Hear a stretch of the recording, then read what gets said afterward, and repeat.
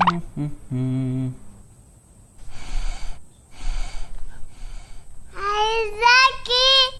it's story time. Well, let's go.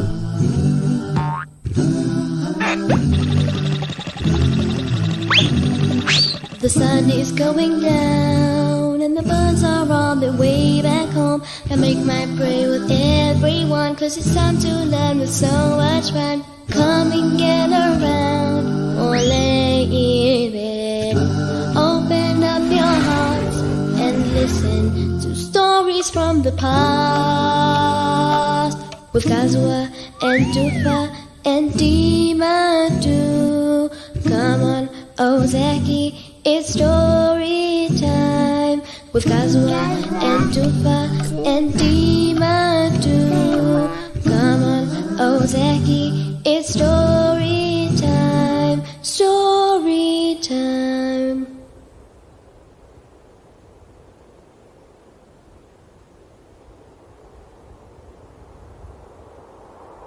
Long, long ago, a little boy was born in the kingdom of Babylon.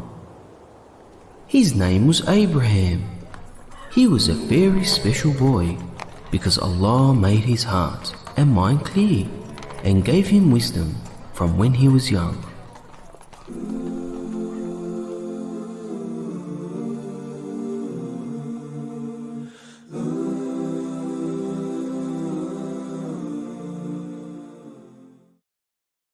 Abraham lived in a time when people worshipped the sun, the moon, stars, and idols made from wood and stone.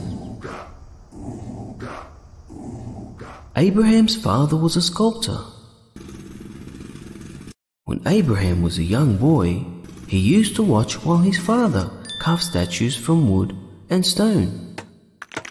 Abraham would use the statues as toys, riding on their backs and sometimes even kicking them.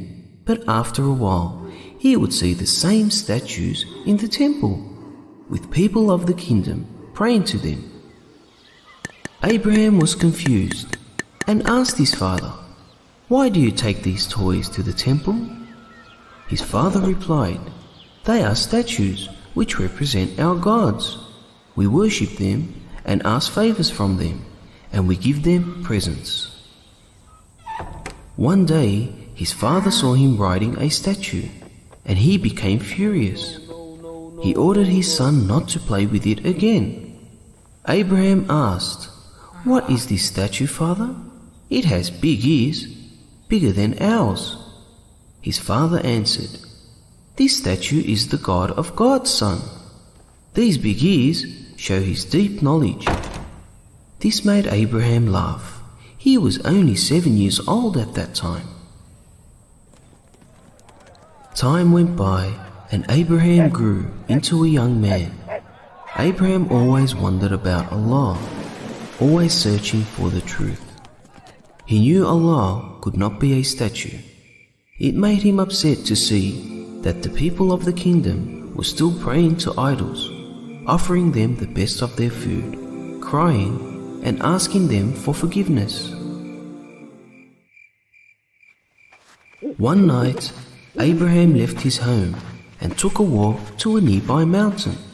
He found a cave and sat leaning onto its wall. Abraham then got up and looked up at the beautiful sky and saw a dazzling star and wondered, could this be Allah?